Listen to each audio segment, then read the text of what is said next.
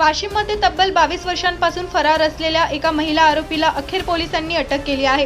विशेष म्हणजे मोबाईलचा वापर पूर्णपणे टाळून पोलिसांना चकवा देणाऱ्या या महिलेचा शोध अखेर तिच्या पतीने सोशल मीडियावर टाकलेल्या एका फोटोमुळे लागला।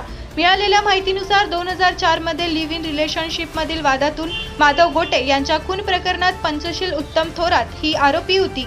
न्यायालयाने शिक्षा सुनावल्यानंतर ती फरार झाली होती।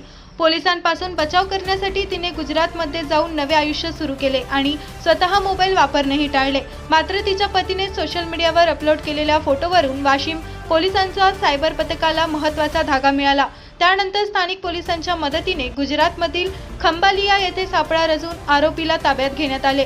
जुन्या नातेवाईकांकडून ओळख पटल्यानंतर अटकेची कारवाई करण्यात आली। ही संपूर्ण कारवाई वाशिम शहर पोलीस ठाण्याचे PSI रवी सेबवार, ASI कैलास कोकाटे, LHC कविता, HC Shailesh Thakur, PC Mahadev भीमटे, HC Nitin Kale, Harish Gawande, Umesh Deshmukh तसेच सायबर शाखेच्या पथकाने अत्यंत गोपनीय पद्धतीने पार पाडली।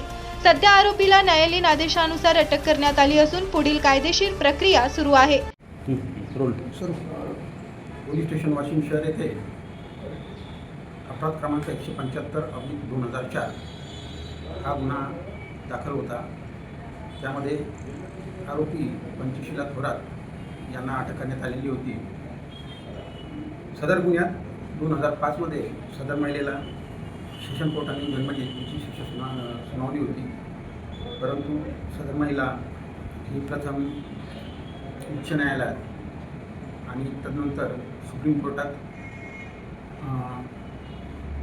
अपील केले होते।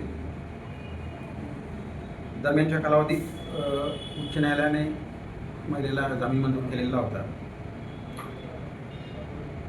सन 2025 मध्ये सदर महिलेची जन्मठेपेची शिक्षा बदलून सुप्रीम कोर्टाने 10 वर्ष कारावास ही शिक्षा कायम केली होती। त्या अगोदरपासूनच बेलवर असताना सदर महिला ह्या फरार झालेल्या होत्या। शिक्षा कायम केल्यानंतर माननीय न्यायालयाने त्यांना अटक करून हजर करण्याबाबत आदेश केले होते। त्यानुसार गोपनीय माहिती तसेच तांत्रिक तपासाच्या आधारे सदर आरोपीस खंबालिया गुजरात इथून ताब्यात घेऊन अटक करण्यात आलेली आहे आणि माननीय कोर्टासमक्ष हजर करते। साहेब, किती वर्षानंतर या आरोपीचा शोध लागला आहे? सदर महिला ही जामिनावर होती, परंतु ऑक्टोबर 2025 मध्ये सुप्रीम कोर्टाने सदर महिलेची शिक्षा कायम केली होती। त्यामुळे तेव्हापासून तिचा शोध चालू होता।